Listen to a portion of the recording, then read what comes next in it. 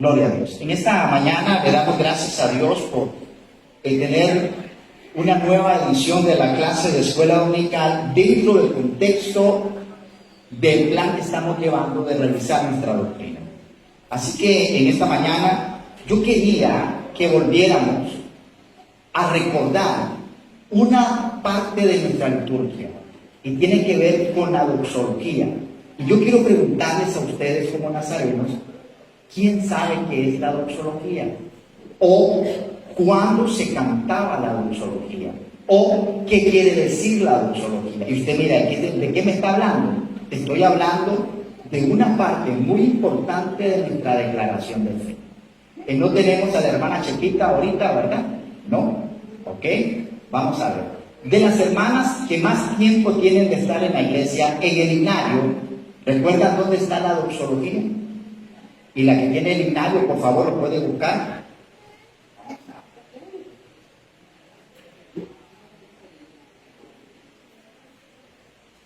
¿Alguien lo tiene por ahí?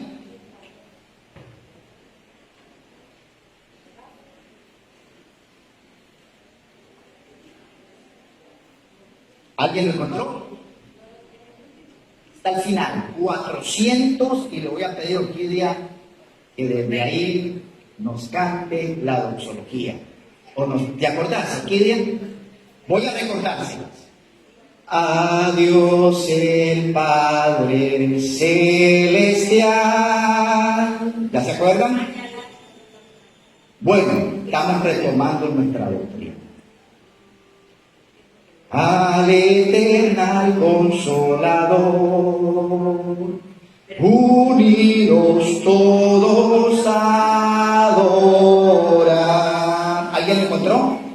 400, ¿alguien lo tiene? Al final del himnario, casi es el último. Creo. 4, 24.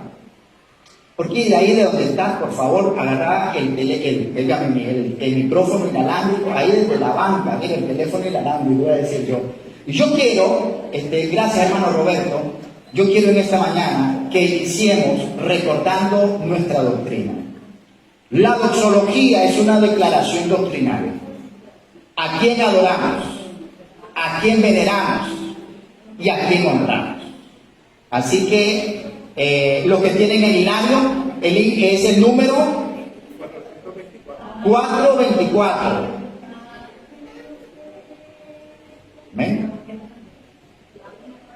Si no, me pasan el himnario para acá. Si no, me pasan el himnario para acá. ¿Amén? ¿Saben por qué? Porque parte del esfuerzo del departamento, ¿lo van a cantar? ¿Sí? De educación cristiana. ¿Ok? Aquí está. Es el 423, 424. Es el último. ¿Por qué no lo cantamos? Y aquí va para todos los nazarenos que nos están viendo en línea, porque este programa, esta clase es post-fechada, no está en vivo, sino que va a ser editada, así es. Entonces, ¿por qué hemos dejado nuestra doctrina? ¿Por qué hemos dejado la esencia de lo que nos diferencia como iglesia del Nazareno? El que no conoce su doctrina, todo viento de nuevas corrientes teológicas se lo lleva, y ese es el problema que tiene la iglesia del siglo XXI. Dice la doxología: a Dios el Padre Celestial, al Hijo nuestro Redentor y al eternal Consolador, unidos todos a alabar. Vamos de nuevo. ¿Cuántos lo habían oído? Veo las manos levantadas de los que tienen más de 40 años. Y los que tienen menos de 40 años, ¿por qué no lo hemos oído? ¿Se dan cuenta de por qué necesitamos volver al fundamento de nuestra doctrina? Vamos de nuevo.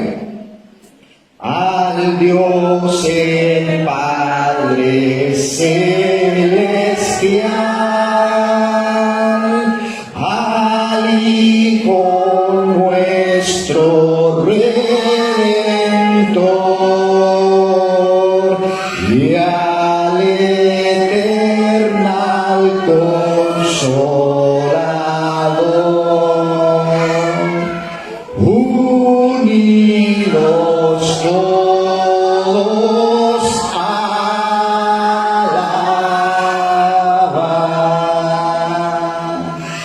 Oremos en esta mañana. Padre, en esta mañana te adoramos. Adoramos al Dios Padre, al Hijo nuestro Redentor, y adoramos al Espíritu Santo, nuestro eterno Consolador. En esta mañana, en este tiempo de estudio bíblico, vamos a adorarte, vamos a comprometernos en conocer, Señor, la esencia de tu doctrina, la esencia de tu revelación, la esencia de quién eres. Señor, en esta mañana abre nuestro entendimiento para que esta clase sea participativa, pero también deje en nuestra mente, en nuestro espíritu, un conocimiento que nos permita crecer. En el nombre de Jesús, y toda la iglesia dice, amén. Escucho un retorno, tal vez, Javi, si me ayudas. Muy bien. Si usted puede ver la pantalla en esta mañana, se centra el estudio de hoy en el primer artículo de fe, primero, segundo y segundo y tercer artículo de fe de nuestra iglesia, el Dios Padre. Cuando nosotros entendemos, tenemos una comprensión, gracias Javier, mejoró, entendemos correctamente la naturaleza de quién es Dios, entonces se nos abre una llave que abre muchas áreas dictables de la doctrina. Nosotros no podemos adorar con esencia, con profundidad a quien no conocemos. El que se acerca a Dios debe creer que Dios existe y que es galardonador de los que le buscan. Entonces, para mí en esta mañana, después de 2 clases que hemos venido hablando sobre el tema introductorio de la Trinidad, quiero irme centrando en algunos aspectos bíblicos, a manera de introducción, porque parto de que ustedes ya han estado en las 2 clases antes. Uno, aunque el término Trinidad no se encuentra como tal en la Biblia, encontraremos que esta doctrina es fundamental que todo cristiano la entienda, la domine y sobre todo la defienda. Voy de nuevo. Aunque el término Trinidad no lo encontramos como tal en la Biblia, encontraremos que esta doctrina es fundamental que todo nazareno la entienda, la domine y la defienda. ¿Por qué? Porque sobre qué concepto de Dios tenemos se fundamenta todo lo que creemos. Sobre qué concepto de Dios tenemos se fundamenta todo lo que creemos. En segundo lugar, la doctrina de la Trinidad no es una doctrina más, como puede haber varias. Es la doctrina, y lo reitero, en que se sustentan las demás enseñanzas de la Biblia. Si usted no se acerca a Dios entendiendo dentro de la revelación que nos ha dado quién es Dios, entonces usted no sabe a quién está adorando. Usted está adorando a un Dios que no conoce. Y cuando usted adora a un Dios que no conoce, cualquier Dios es bueno, pero no el Dios de la Biblia. Tercer lugar, un correcto entendimiento de la doctrina de la Trinidad nos va a evitar caer en errores de fe o herejías con alcances que pueden ser desastrosos para la vida espiritual. Cuando yo no entiendo quién es el Padre, cuando yo no entiendo quién es el Hijo, cuando yo no entiendo el misterio de la encarnación, cuando yo no sé cuál es el papel que el Espíritu Santo juega actualmente como consolador en la vida de la iglesia, cuando yo no entiendo cuál es el papel de la encarnación como Cristo resucitado y por qué es que la iglesia espera la segunda venida de Cristo, entonces puedo terminar creyendo cosas que me van a separar de mi salvación. Puedo terminar creyendo en un Dios, construyéndome un Cristo a mi medida, construyéndome un Dios a mi medida, construyéndome una doctrina a mi medida que se aparta de la santidad que Dios requiere de aquellos que le aman y que le buscan. Entonces, en forma de resumen, ¿qué es la Trinidad? El término Trinidad no existe en la Biblia y esto quiero explicarlo. Lo decía en una lección anterior, no se grabó, pero aquí hago la síntesis. El concepto de Trinidad es un constructo teórico. ¿Qué quiere decir eso? Hay momentos donde no podemos entender o describir algo, entonces la ciencia, los estudiosos crean una herramienta para poder construir, estudiar, tratar de conocer, aunque sea un poquito de ese concepto, de esa revelación. Entonces, la Trinidad es un concepto que se construye a partir de la evidencia de la revelación que hay en la Biblia.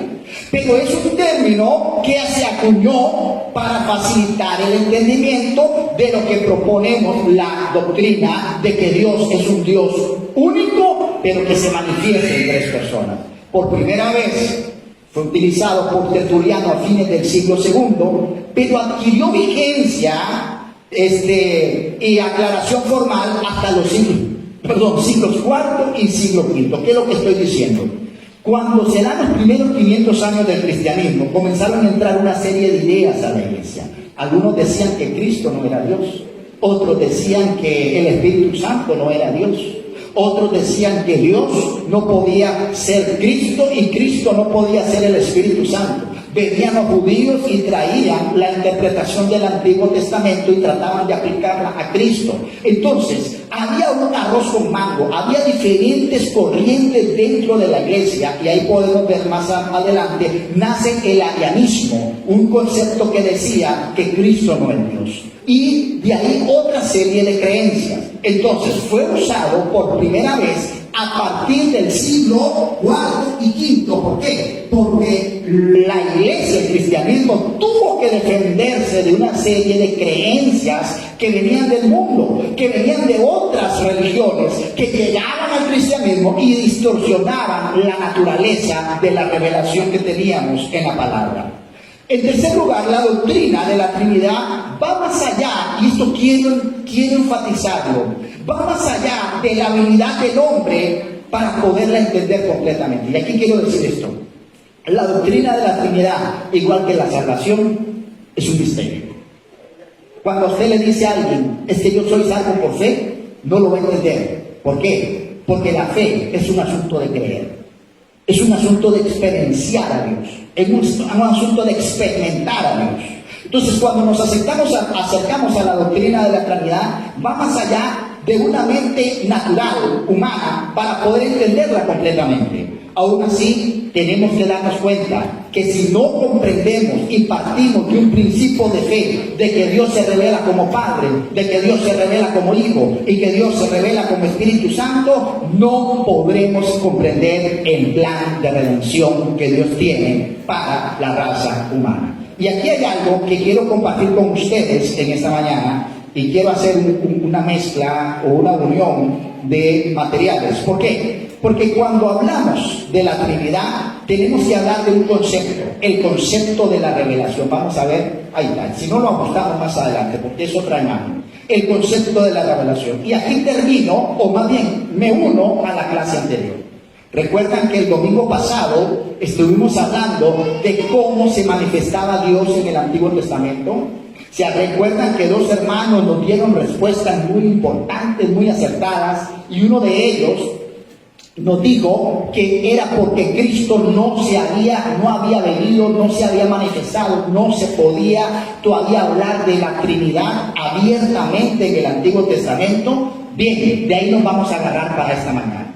Les decía hace 8 días que en la Biblia, la esencia de Dios se revela progresivamente. ¿Qué quiere decir progresivo? Va poco a poco. La revelación de Dios se ha dado de una manera tal que la humanidad pueda, a partir de su conocimiento, de su desarrollo del análisis, de la comprensión, de la misma ciencia, pueda pueda entender, aunque sea en pequeño, cómo Dios se ha venido manifestando. Entonces, yo quiero que vean algunas imágenes. ¿Qué es la revelación? ¿Qué es la revelación? Vamos a tratar de analizar ese concepto. La revelación es la comunicación que Dios mismo hace de sí. Vamos de nuevo. ¿Qué es la revelación? Es lo que Dios nos comunica a nosotros sobre quién es Él. Él, a través de los años, a través de la historia, a través del desarrollo de la humanidad, se ha ido mostrando y revelando de una forma adecuada, pertinente, para que la mente finita del ser humano pueda comprenderlo. Voy de nuevo. Entonces, la revelación es la comunicación que Dios hace ¿de quién? De sí mismo a los hombres y de aquellos acontecimientos o hechos que ha realizado a favor suyo para la salvación. Y aquí viene algo importante. La revelación es por gracia. Dios decidió salvarnos. ¿Cuántos dicen amén en esta mañana? Los nazarenos no compramos la salvación con las buenas obras. Hacemos buenas obras por gratitud, porque ya somos salvos. Amén. En esta mañana, entonces, revelar significa quitar el velo, quitar lo que tapa aquello y no me deja ver lo que hay detrás de ese velo. Había un tiempo, ya los chavalos de hoy no conocieron ese tipo de fotografía, donde usted tenía que llevar al laboratorio el rollo y tenía que llevarlo a revelar, porque usted tomaba fotografías y dentro de la cámara había un rollito y te decían, los abuelos o los padres te decían, mira hijo, anda y llévame este rollo a revelar. ¿Y qué era eso? Que lo llevabas donde el fotógrafo, donde el que trabajaba en esto, le dabas el rollo fotográfico, estaba enrolladito, y él tenía la tarea de quitar o mostrar lo que había ahí y ya te lo imprimía en una fotografía. Eso es la revelación. La revelación es lo que Dios ha permitido que conozcamos de Él y que podamos comprenderlo. La revelación de Dios no es absoluta sobre Él de su totalidad, porque somos demasiado pequeños para entender los misterios de Dios. Eso hace Dios mediante sus obras. Su palabra nos quita el velo para que lo podamos conocer. Entonces es importante que entendamos esto. ¿Por qué? Porque la Trinidad es parte de esa revelación. El concepto de que Dios es uno, pero al mismo tiempo se manifiesta en tres personas, ha llevado tiempo para poderlo construir o que podamos percibirlo como una revelación de Dios. Ahora, nosotros como seres humanos tenemos la capacidad para conocer a Dios, ¿verdad? Hay dos tipos de revelación, y esto es importante porque se va a unir al artículo 4 de nuestra doctrina, las Sagradas Escrituras. Miren, la revelación natural es mediante la razón. ¿Qué quiere decir esto? Nosotros sabemos que hay un Dios, porque este mundo no pudo existir solo. El orden, las leyes de la naturaleza, las leyes de la física, las leyes de la ciencia, las leyes de la matemática, el orden que hay, esto no pudo existir solo. Mediante la razón natural, dice el libro de Romanos capítulo 1, que Dios se manifestó a través de la naturaleza. El hombre puede conocer a Dios con certeza a partir de sus obras, las obras de Dios, pero existe otro orden de conocimiento que el hombre no puede de ningún modo alcanzar por sus propias fuerzas. Esa es la revelación divina, la revelación especial. Ahora, ¿qué es la revelación sobrenatural? Y ahí es donde vamos, ¿verdad? Es la manera como Dios dispuso en su sabiduría revelarse a sí mismo. Y aquí hay un misterio. Desde que el hombre pecó en el jardín del Edén, Dios tenía un plan. Voy de nuevo. Desde que Adán y Eva fallaron en el jardín del Edén, Dios tenía un plan.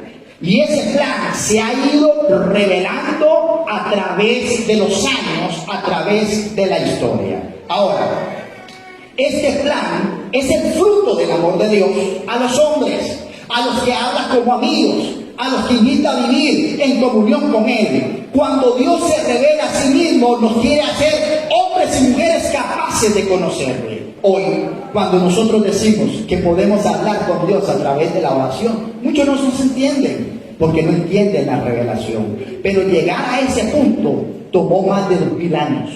Tomó 6000 años según la historia, desde el principio de la historia hasta hoy. Ahora, cuando hablamos de esa revelación sobrenatural, entonces tenemos que entender, uno, Dios se manifiesta a través de la revelación sobre sí mismo. Dos, y de sus planes de salvar a los hombres para que el hombre participe de ese regalo de Dios. Y aquí vamos. ¿Cómo se revela Dios entonces? Quiero que vean las imágenes porque la vamos a hacer como para niños, clara, precisa y concisa. En primer lugar, ¿qué vemos ahí? En primer lugar, Dios crea al hombre. Vamos a ver algunas pistas en estas imágenes. ¿Alguien recuerda qué tiene que ver con esto? Estamos hablando de diferentes etapas dentro de la historia de la humanidad.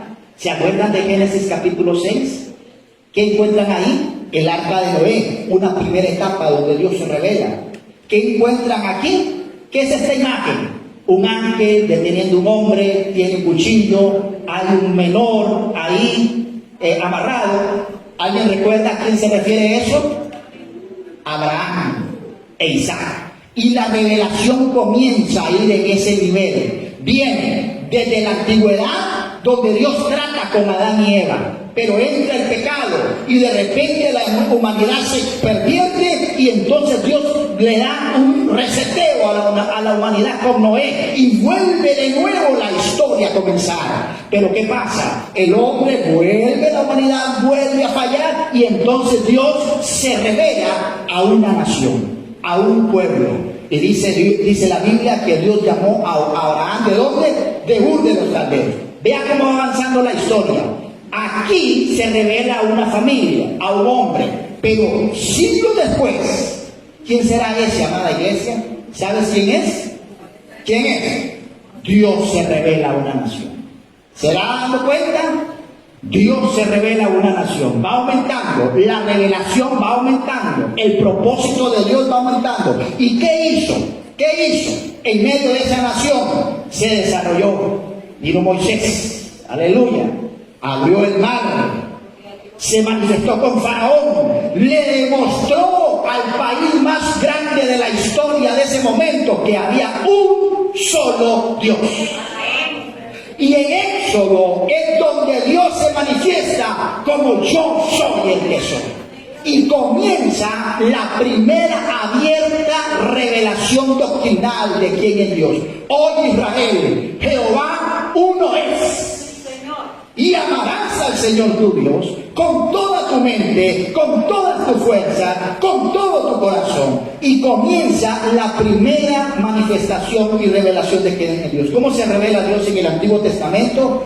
Como una única persona. Pero ahí es donde viene la pregunta. ¿Y por qué entonces nosotros decimos que hay Dios Padre, Dios Hijo y Dios Espíritu Santo si estamos diciendo que Dios es uno? Porque en el Antiguo Testamento la revelación solo daba para mostrarse como un solo Dios. ¿Los estoy enredando o va clara la historia? ¿Cómo estamos? Un solo Dios. La revelación es progresiva. Se reveló en el Génesis. Después se revela a través de Abraham. Después se revela a través de Moisés, de una nación. Y cuando llega Moisés, establece Dios una característica. Todas las demás naciones eran politeístas. Creían en muchos dioses, creían en muchas explicaciones sobrenaturales, creaban sus dioses, el dios del sol, el dios de la vida, el dios de la fertilidad, el dios de las cosechas, el dios del río Nilo, etc. Y entonces Jehová o el Dios de Israel manifiesta una diferencia y le dice, ¿sabes una cosa? Hay un único Dios. Decíamos ayer no, hace 8 días. ¿Qué decíamos? No ayer hace 8 días, hoy hace 8 días. ¿Qué decíamos? Y la pregunta era, ¿por qué Dios no se manifestó abiertamente en la Trinidad en el Antiguo Testamento? ¿Y qué me decían los hermanos que contestaban la pregunta? Uno, porque Cristo aún no había venido. Excelente. Y dos, ¿por qué? Y se lo decía yo en la clase, porque si se manifestaba en tres personas, el entendimiento de la nación de Israel en aquel momento lo llevaría a adorar tres dioses distintos. Y aquí viene el concepto, amada iglesia del misterio. Aquí viene el concepto, un único Dios, pero al mismo tiempo se manifiesta en tres personas. Por eso se construye el concepto de la Trinidad. Un único Dios verdadero manifestado en tres personas diferentes. Avancemos. ¿Qué etapa es esta? Viene la etapa del reino. ¿Quién es ese? Goliat. ¿Quién es ese? David. Y comienza la revelación y comienza a construirse el canon, los libros del Antiguo Testamento, las historias del pueblo de Israel. Y comienza Dios a hablarle a los profetas a través de la revelación, a través de la inspiración. Pero, ¿quién será este, amada iglesia? ¿Quién será este que escribe aquí? ¿Quién será? Aquí se ve un cordero, arriba. ¿A quién se les parece? Isaías, profetizando sobre la encarnación. Y la revelación continúa progresivamente hasta que llegamos a ¿quién? Al Hijo. Gracias, hermana, lo dijiste bien. Hasta que llegamos al Hijo. ¿Por qué los judíos, los maestros de la ley, se ensañaban tanto con Cristo? Porque Cristo decía que era el Hijo de Dios. Ellos no podían entender eso. No podían comprenderlo porque la manifestación del único Dios verdadero en una segunda persona, en una encarnación, en un Dios hecho hombre, era incomprensible para la revelación que ellos tenían en este momento. Y aquí viene algo importante. La completa revelación de Dios está en la unión del Antiguo y del Nuevo Testamento. Lo que está oscuro en el Antiguo Testamento, el Nuevo Testamento lo manifiesta y lo aclara. Entonces veamos algunas etapas de la revelación. Por ejemplo, la creación, la alianza con Noé, cuando Dios elige a Abraham y al que sucede a Isaac, a Jacob, y viene la historia de los patriarcas, y Dios se revela a través de una nación diferente, la nación de Israel. En cuarto lugar, cuando Dios forma su pueblo es Israel, y hace alianza en el Sinaí con Moisés, y vienen los jueces, vienen los reyes, y todas las historias de los profetas, y todos ellos son testigos de la continua revelación de Dios. Y en último lugar, dice el libro de Hebreos capítulo 3 versículo 1 y 2, que Cristo Jesús es mediador y plenitud de toda la revelación. De una manera, dice Hebreos 3:1, fragmentaria y de muchos modos habló a Dios en el pasado a nuestros padres por medio de los profetas, pero en estos últimos tiempos nos ha hablado a través de su Hijo. Entonces, si usted se da cuenta, el proceso de revelación del misterio de la Trinidad, de la esencia de quién es Dios, lleva ese detalle interesante, ese detalle que nos habla de cómo Él se manifiesta y ha ido aumentando la cantidad de conocimiento que tenemos sobre Él. Y aquí quiero detenerme porque es una clase, aunque está siendo grabada, queremos perder el hecho de la participación. 2 minutos para reafirmar lo que he dicho. 1. ¿Cómo se revela Dios en el Antiguo Testamento? ¿Cómo se revela la Trinidad en el Antiguo Testamento? ¿Qué dicen ustedes? Progresivamente. Partiendo de un concepto de un único Dios hasta llegar a la plenitud de la manifestación de la revelación de la Trinidad con la encarnación, y cuando Cristo asciende dice, no los dejo solos, voy al Padre ¿Y sabe quién habla abiertamente del Padre? Cristo. Cristo trae la revelación del Padre. Padre nuestro que estás en el cielo. Y en varios pasajes de los evangelios vemos cómo Jesús se refiere al Padre. Es maravilloso entender este concepto. No se podía hablar de la Trinidad antes de que el Hijo fuera manifestado. Y en último lugar, tenemos la manifestación del Espíritu Santo. ¿Alguna pregunta sobre esto? ¿Algún comentario? ¿Está claro? Porque es una clase y aunque está siendo grabada, necesito que participemos. Si no, pregunto yo, pastor. A ver, ¿cómo se manifiesta Dios? ¿Por qué no se pudo manifestar la Trinidad en el Antiguo Testamento abiertamente? Abiertamente. ¿Por qué? Porque el Hijo no había sido encarnado. La segunda persona de la Trinidad no había sido encarnado. Veamos algunos elementos. La doctrina de la Trinidad consiste, uno, y aquí quiero irlo desmenuzando. Existe uno y solo un Dios, vivo y verdadero. Cuando alguien le diga que usted cree en tres dioses, usted dígale no. La Biblia dice que hay un único Dios. No hay Dios, no hay tres, no hay dos, hay uno solo. En segundo lugar, este único Dios existe eternamente en tres personas. ¿Cuáles son esas tres personas? Padre, Hijo y Espíritu Santo. Y cuando alguien le diga, ¿y por qué es que existen tres personas? No sé, eso se acepta por fe. Por fe.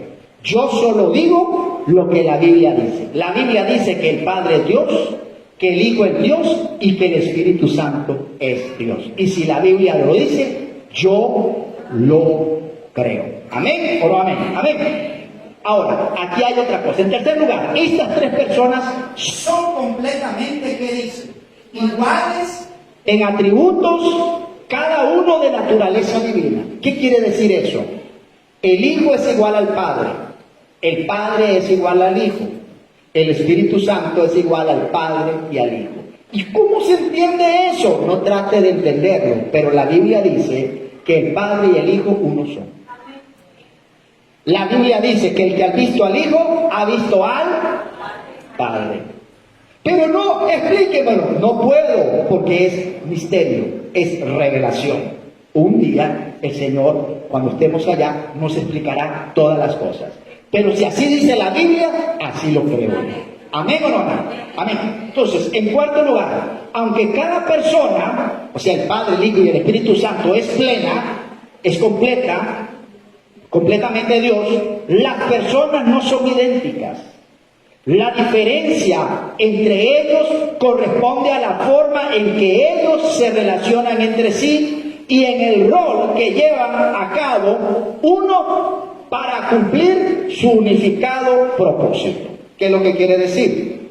Dentro de este misterio, el Padre tiene una función, el Hijo tiene una función y el Espíritu Santo tiene una función.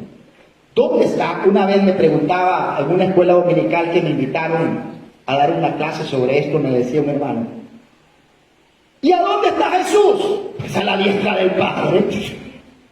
¿Y qué está haciendo Jesús? Sentado en el trono a la diestra del Padre. Ahí está Jesús, sentado en el trono a la diestra del Padre. Y vea el detalle. Si Él está sentado en el trono a la diestra del Padre, ¿qué está haciendo? Esperando que se cumpla el tiempo para que regrese por segunda vez al mundo. ¿Qué está esperando Jesús?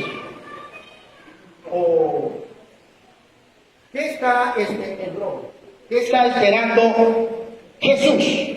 Que el tiempo de la iglesia pase. ¿Qué está esperando Jesús? Que la era de la iglesia pase. Cuando sea el tiempo, Él volverá por su iglesia. ¿Qué está haciendo Jesús? Preparando un banquete. ¿Sabe qué está haciendo Jesús? Preparando la boda del Cordero. ¿Sabe qué está haciendo Jesús? Esperando que cada uno de nosotros tenga ese nivel, esa entrega y ese conocimiento de Él, para que cuando Él venga, toda su iglesia sea levantada con Él en las nubes. ¿Cuántos dicen amén en esta mañana? Amén. Entonces, el Padre está sentado en el trono. A la derecha del Padre, ¿quién está? El Hijo. ¿Y qué está haciendo el Espíritu Santo? Guiándonos, consolándonos, y la plenitud de Dios está completa ahora a través de la revelación. Entonces, en resumen, Dios existe eternamente en tres personas: Padre, Hijo y Espíritu Santo, y cada persona es plenamente Dios y hay un solo Dios. Eso es un misterio y lo aceptamos por fe, porque la Biblia dice que el Padre, el Hijo y el Espíritu Santo son Dios y uno es. ¿Puede darle un aplauso al Señor en esta mañana? Ahora, ¿por qué es importante que cuando hablamos de nuestra doctrina y de nuestro fundamento no entendamos esto, hermano? Porque hoy por hoy hay una serie de enseñanzas que se están dando, no son nuevas, a través de la historia han estado ahí. Hay teologías liberales que disminuyen la esencia de quién es Dios, cambian el concepto de Dios. Por ejemplo, la teología de la liberación tiene un enfoque donde le quitan la sobrenaturalidad al Hijo y sobreenfocan lo natural. El feminismo, ¿verdad? Hay toda una teología feminista y una teología gay. ¿Cómo una teología gay? Hay una teología de los gays, sí, hermano. No toda la teología es sana. Por eso los pastores nazarenos tenemos que estar bien fundamentados en lo que creemos y tener herramientas para capacitar a nuestra grey. Yo he estado, tuve hace unos años, mientras me capacitaba en el área de psicología, siempre relacioné la psicología con la Biblia, y recuerdo que una de las cosas que me pidieron fue hacer una investigación sobre ciertas iglesias que estaban teniendo servicios para el asunto de la teoría del género. Y hermanos, me correspondió estar en un evento, estaba como estudiante, porque estaba representando mi facultad de estudio en ese momento, pero me correspondió ir a un culto donde el pastor andaba pelo largo y andaba vestido de falda, pero es que no era mujer, era hombre. Y era el pastor de la iglesia. Y me correspondió estar en la segunda fila de la banca, porque éramos invitados como representantes de la escuela de psicología, a ver un show de transvertismo, transvertismo. ¿Qué es eso? Que en el altar había un show donde había hombres que salían vestidos de mujer cantando. Y todos decían que adoraban a Dios. ¿Por qué es vital la enseñanza doctrinal?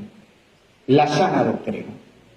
Porque dice la Biblia que en los últimos días vendrán hombres amadores de signos, que tendrán comezón de oír lo que ellos quieren oír. Y torcerán las escrituras.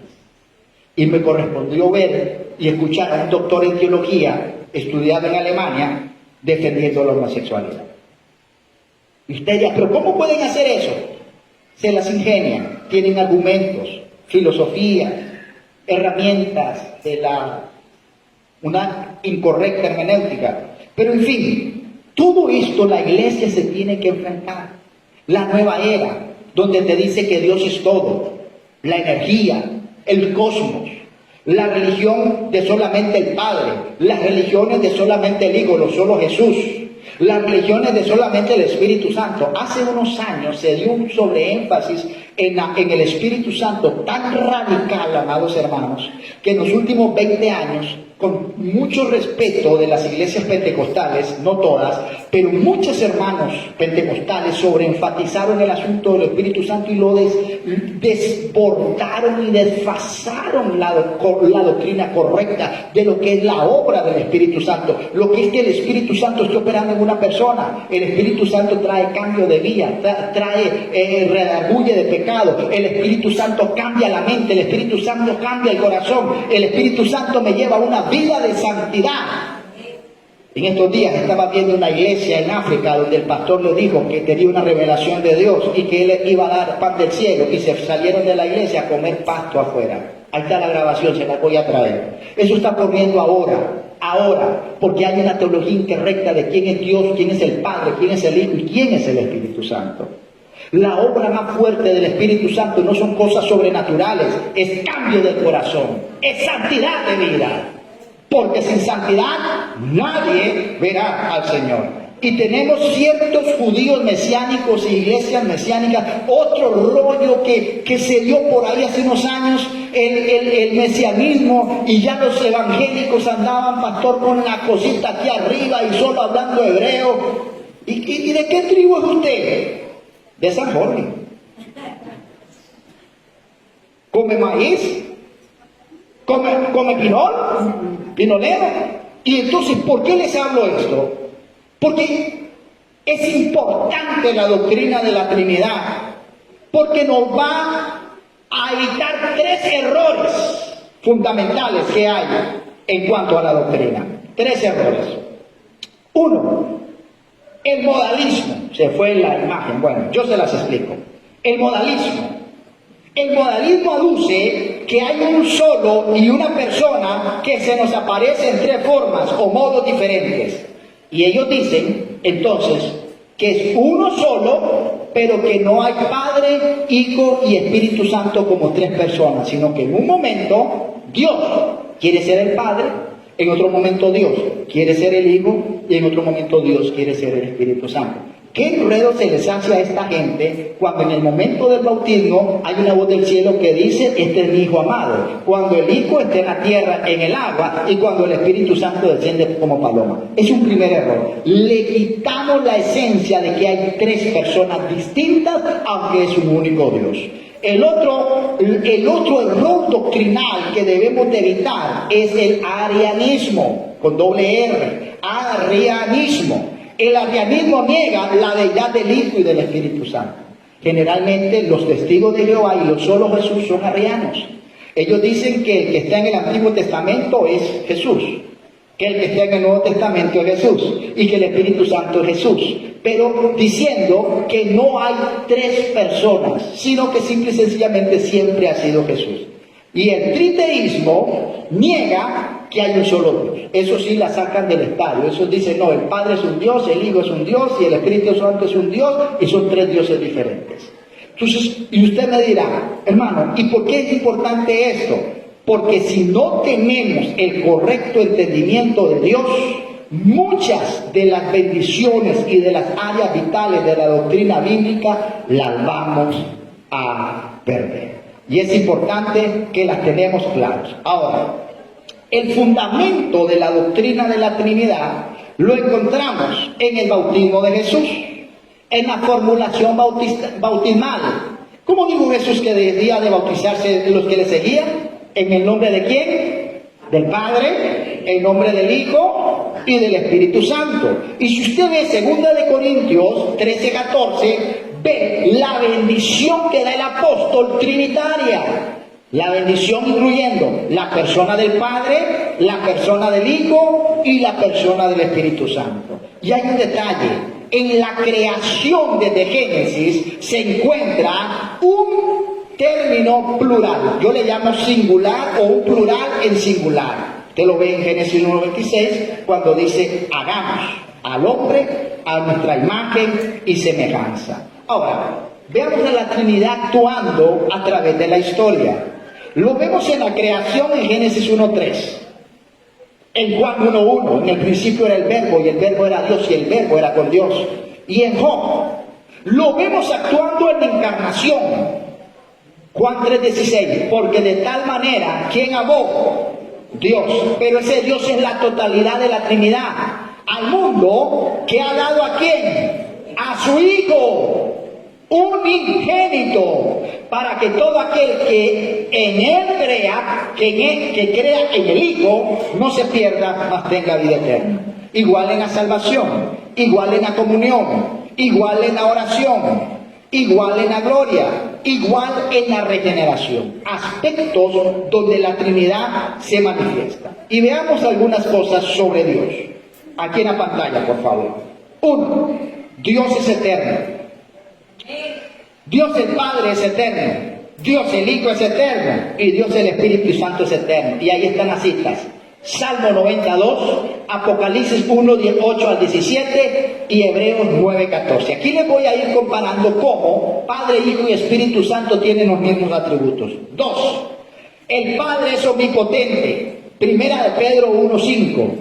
El Hijo es omnipotente, segunda de Corintios 12, 9, y el Espíritu Santo es omnipotente, Romanos 15, 19. No puedo irselas leyendo porque son muchas, entonces escríbalas o tómenles una foto o vea la grabación cuando se ponga en la página. En tercer lugar, Dios es omnisciente, pero resulta que la Biblia dice que el Padre es omnisciente en Jeremías 17:10, que el Hijo lo sabe todo en Apocalipsis 2:23 y que el Espíritu Santo también lo sabe todo en 1 Corintios 2:11. También dice la Biblia que Dios es omnipresente, está en todo lugar. Y dice que Dios el Padre es omnipresente en Jeremías 23:24. El Hijo es omnipresente en Mateo 18:20 y el Espíritu Santo es omnipresente, lo dice Salmo 139:7. Dice la Biblia también que una esencia de la deidad es la santidad. Y vea lo que dice la palabra, que el Padre es santo, Apocalipsis 15:4. La Biblia dice que el Hijo es santo, Hechos 13:4. Y la Biblia dice que el Espíritu Santo, pues ese Espíritu Santo es santo, Lucas 1:15. Y nos dice también que Dios es la verdad. Y entonces dice la Biblia sobre el Padre en Juan 7:28 que el Padre es la verdad. En Apocalipsis 3:7 que el Hijo es la verdad. Y nos dice en primera de Juan 5:6 que el Espíritu Santo también es la verdad. Pero también nos dice que Dios es benevolente. Romanos 2:4 nos habla del Padre benevolente. Efesios 5:25 nos habla de que el Hijo es benevolente. Y nos habla Nehemías 9:20 de que el Espíritu Santo de Dios también es benevolente. Y que es un Dios de comunión. Primera de Juan 1:3, el Padre. Primera de Juan 1:3, el Hijo. Y segunda de Corintios 13:14 nos habla del Espíritu Santo en comunión. Entonces, cuando usted ve un cuadro como este, usted ve que la naturaleza del Padre, la naturaleza del Hijo y la naturaleza del Espíritu Santo es exactamente la misma. Pero al mismo tiempo es un Dios. ¿Cómo lo entendemos? No se puede. Se acepta por fe, porque así está escrito. Amén. Usted trata de entender esto, no hay teólogo, no hay ciencia de análisis de hermenéutica que pueda explicar con claridad cada una de estas atributos y características de Dios. Ahora, faltan 5 minutos para entregar. Quiero un feedback con la iglesia. Vamos a ver. ¿Qué hemos dicho hasta hoy? ¿Puedo hacerles preguntas? ¿O alguien quiere? Reinaldo, ¿tienes algo que compartir de lo que acabamos de decir? Y le pregunto a Reinaldo por qué es hablantín. Que le gusta hablar, ¿verdad? Pero allá también, es más, viera, ahora que estoy viendo a mi hermano, no, que mi vecino, se me va el nombre, Cándido. ¿Qué preguntas me hace Cándido, por Dios? Me agarra a decir, me deja. Ahorita si tenés algo que preguntar, me preguntás, Cándido, que es el momento de la escuela dominical. Ok, Rey, a propósito de la esencia, el Padre, el Hijo y el Espíritu Santo son consustanciales, tienen la misma sustancia. la misma esencia. Te escucho. Comentario. Ahora me dice. Me declaro incapaz de comprender los secretos de Dios. Y la esperanza es lograr estar en su presencia para poder comprender de parte de Él estos secretos que ahorita no son alcanzables para nosotros. Amén. Muy bien. Vea la posición de rey. ¿Qué le vas a decir a un testigo de Jehová? Eso. Cuando si se te para un testigo de explíqueme la Trinidad. ¿Usted puede explicar a Dios? No, somos demasiado pequeños. La Biblia dice que Dios es Padre, la Biblia dice que Dios es Hijo y la Biblia dice que Dios es Espíritu Santo y que los tres son los mismos. Ahí está la lista. Y hay más. Pero explíquemelo. No puedo. Es por fe. Es por fe. Por eso, cuando la doxología se cantaba en nuestras liturgias, mire hermano, cuando usted a la apertura del servicio, usted comienza declarando quién es Dios, no comienza pegando 4 gritos y lanzando en la iglesia. Usted comienza declarando quién es Dios, al Dios que viene a adorar. Al Dios el Padre Celestial. ¿Qué más?